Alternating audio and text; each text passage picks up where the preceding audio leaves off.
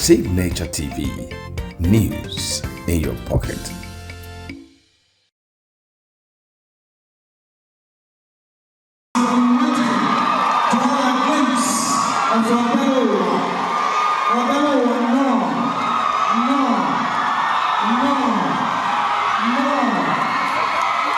Chimamanda Adichie is here with us. That woman is here. Finally, they've been waiting and waiting and waiting. No. That woman, no.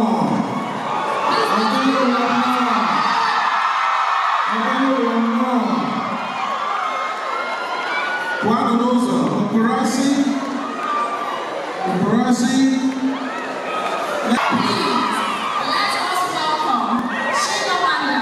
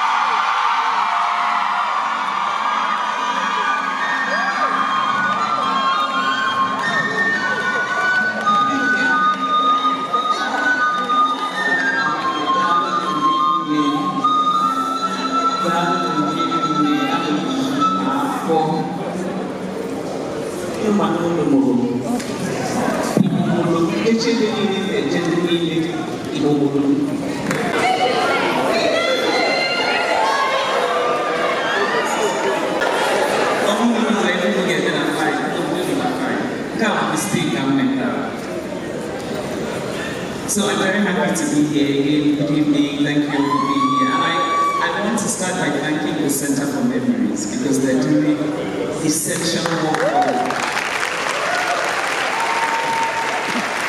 They're doing the essential work of preserving our collective memories. Abuja was 2 days ago, and now I am here in Enugu. I'm here in this beautiful city on the hill. I am here in the city of my birth. So I drew my first breath about 2 kilometers away from where we are today at the University of Nigeria Teaching Hospital on September 15, 1977. So although I was born in Enugu, I grew up in Nsukka, in the campus of the University of Nigeria.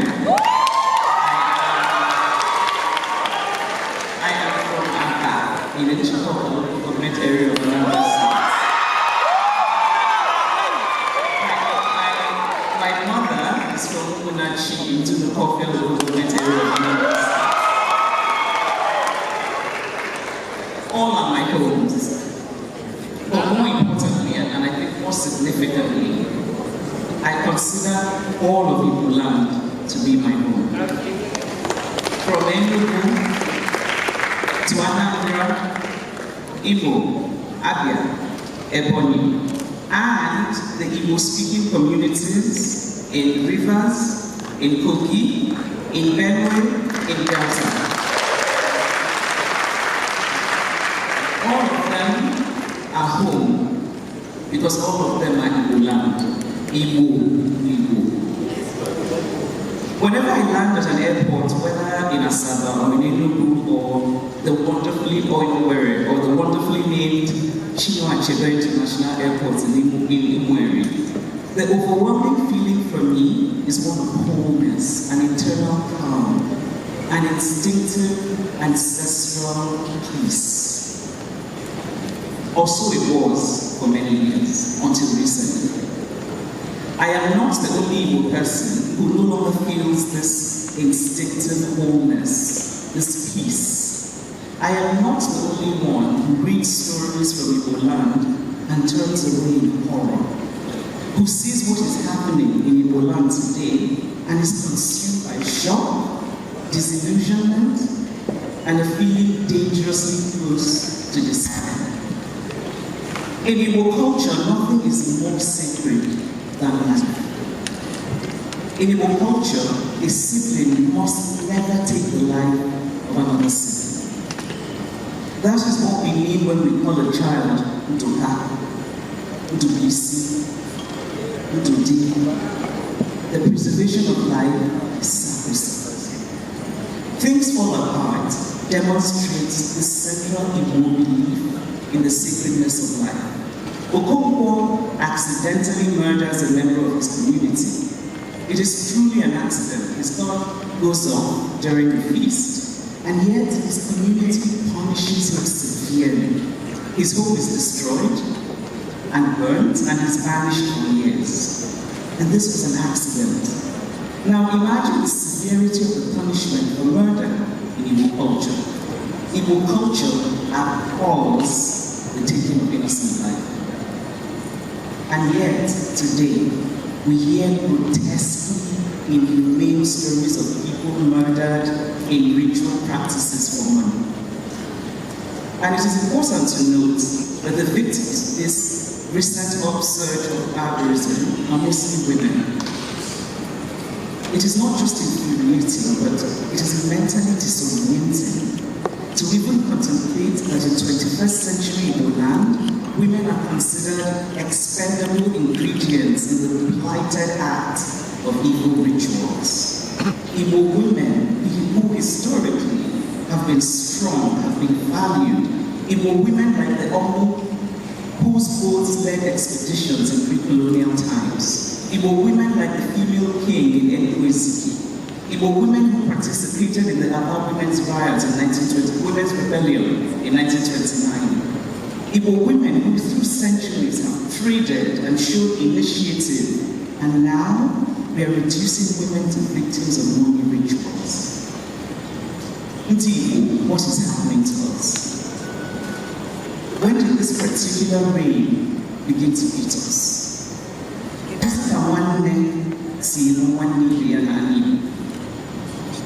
When we hear of Igbo people randomly murdering other Igbo people, the instinct is disbelief. Are these stories true? They cannot be true. But they are true. How can they be true? How can they be happening among one of the great early civilizations in West Africa? The home of the Leja iron smelting that dates back to 2000 BC. Imoku bronze with its muted extravagance that dates back to the 9th century AD. The home of the fabled Greek kingdom of the 10th century.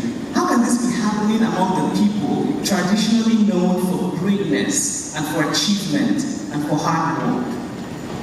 How can this happen among Igbo people who have long been known for the interesting dualism at the center of the culture, one of individualism on one hand, and the other of a communal ethic? Igbo people who are known for gathering together to help one another. In the words of a missionary who visited Igbo land in the late 19th century, the Igbo people show an unbending sense of justice and a surprising intelligence. Now let us ignore that surprising.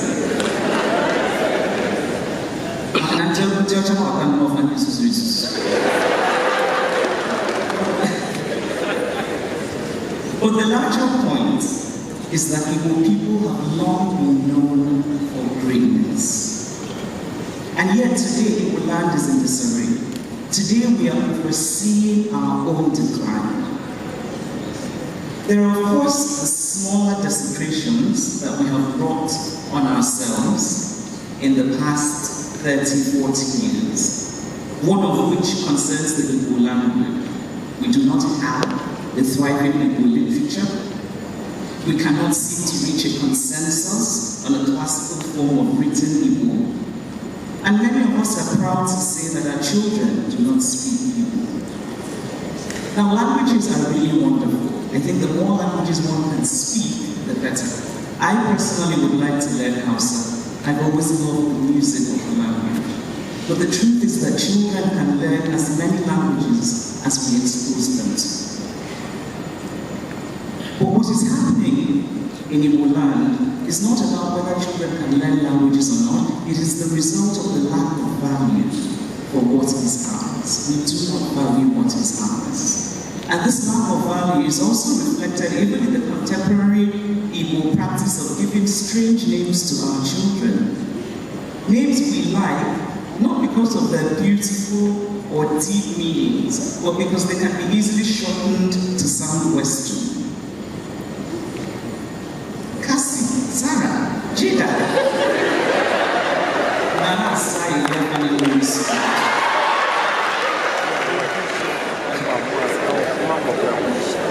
if any of you have those names, I could play you to your parents. But as an aside, I've noticed during my book signings, and I've done many book signings, but particularly the ones here in Nigeria, I've noticed that many of my Yoruba fans who come to have their book signed and they tell me their names, they always say very proudly their full names.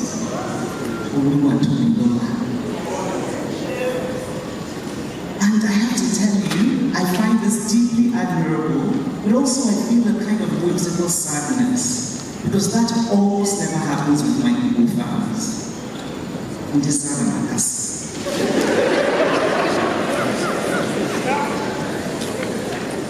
Somebody once said to me when I was talking about how important it was for us to conserve our language, Igbo'S. Not only is that an example of remarkable stupidity, but we must remember that human needs are not merely material. So this person was talking about, I don't want my child to learn Igbo, it will confuse my child will not get a good job. But human needs are not merely material. We must feed our bodies, of course. We must think about what will give us a good job. But our souls must also be fed. And it is dignity that feeds our souls. So the country of Iceland has about 400,000 people, a very tiny country, but they put so much effort into preserving their language. I've never had an Icelandic person, the few times I've visited, say something like, and Ireland, the Irish language, which was in decline under English rule, recently the Irish government has put a lot of effort into reviving the Irish language. The Irish language is spoken only in Ireland. The Irish language is not really a language that is going to get the Irish people international jobs, but they're preserving it. They're preserving it, and that act of preservation is an act of love, it is an act of value, it is an act of dignity. And so to anyone who says, not only are you lacking in intelligence, sorry, but this is true, but you must also remember that we must feed our souls with dignity. And so while all of these issues, language, names, are significant, we must focus now on the large fire that is burning up Igbo land. Let us wake up.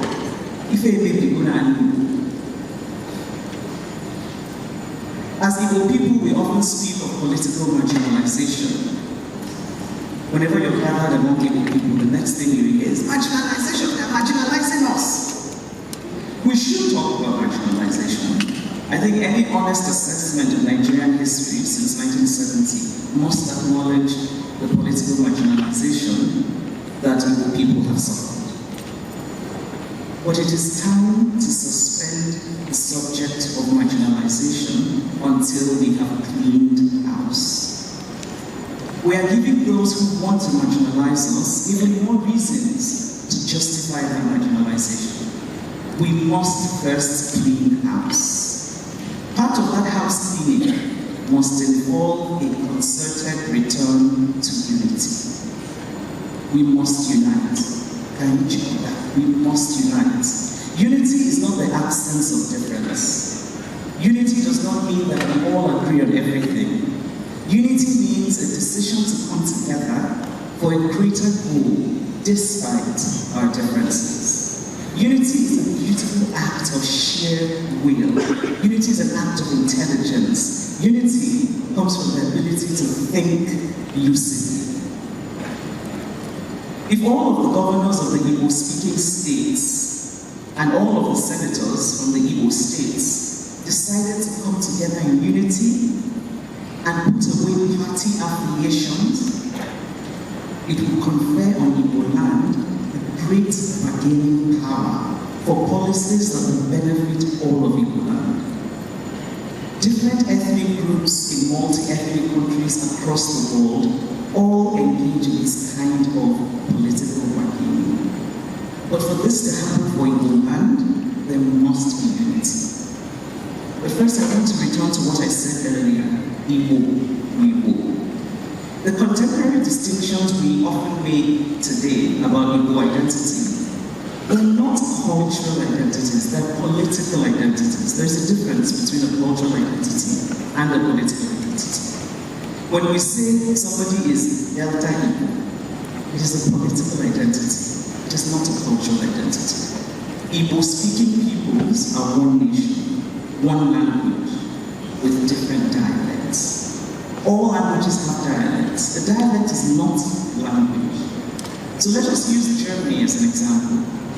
Germanic tribes have existed for centuries in Western Europe, but it was only relatively recently in the 19th century that these Germanic tribes decided to come together with the different dialects of the same language, German, and they united to form what we now know as the modern German state. Political identities are acts of political expedience. They are transient, they're fleeting, and they're hollow at the core. But cultural identities come from shared language, shared traditions, shared ideals. All Igbo peoples are Igbo. Nobody is more Igbo than another. Igbo.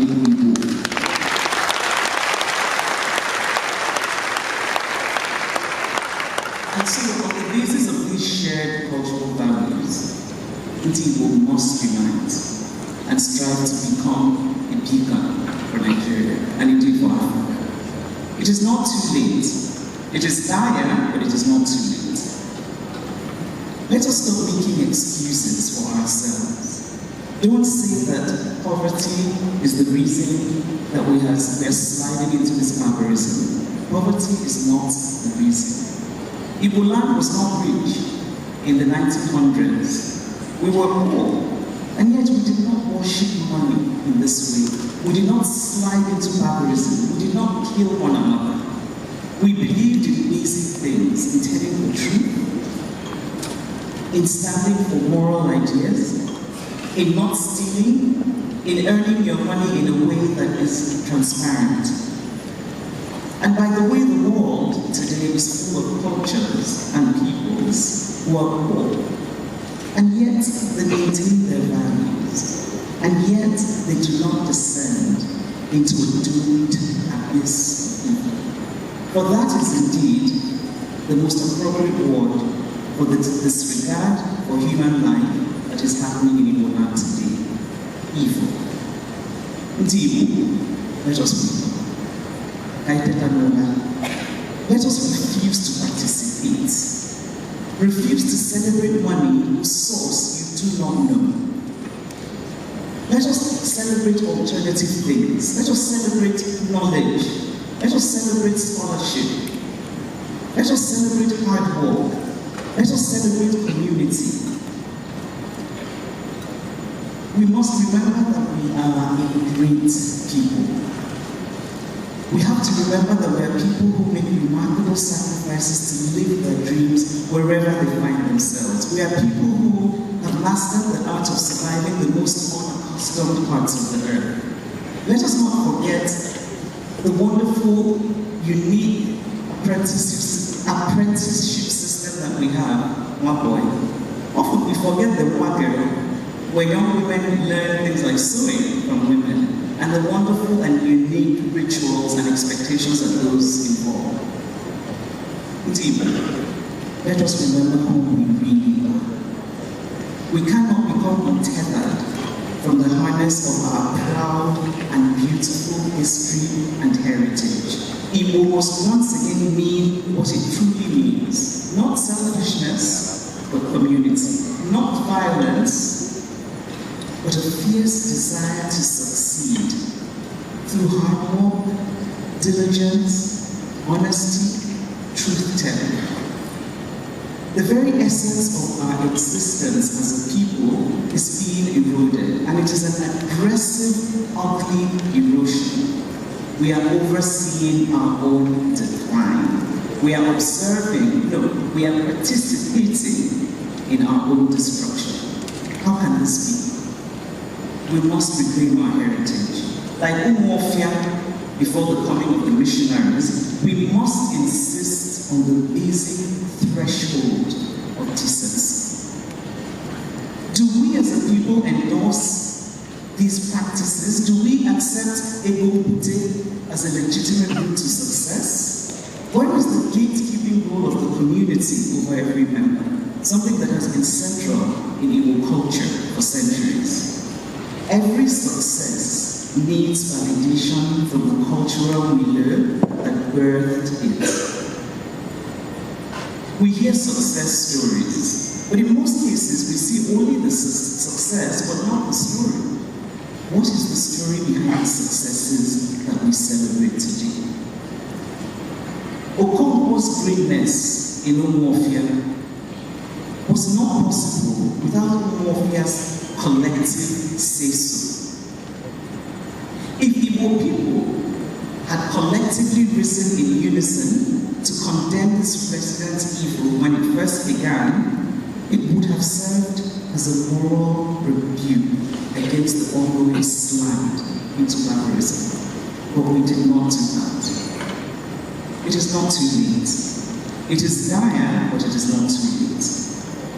And it is important to say that the two dominant religions that we have in this region are heavily implicated in this rot.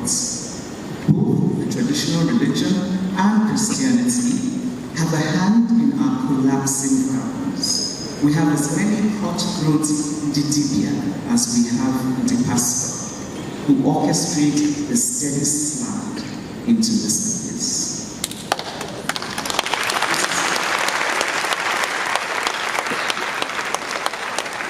It is time to clean house.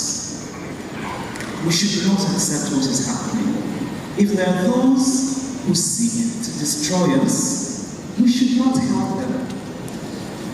We should not arm ourselves with guns. We should arm ourselves with a return to values. Arm ourselves with knowledge. Arm ourselves with strong sense of justice, morality, fair play.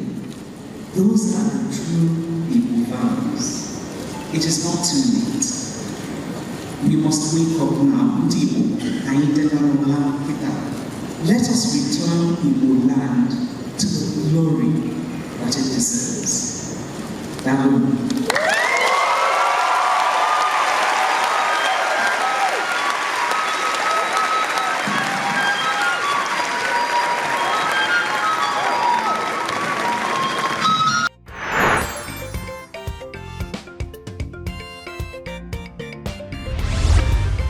Signature TV, news in your pocket.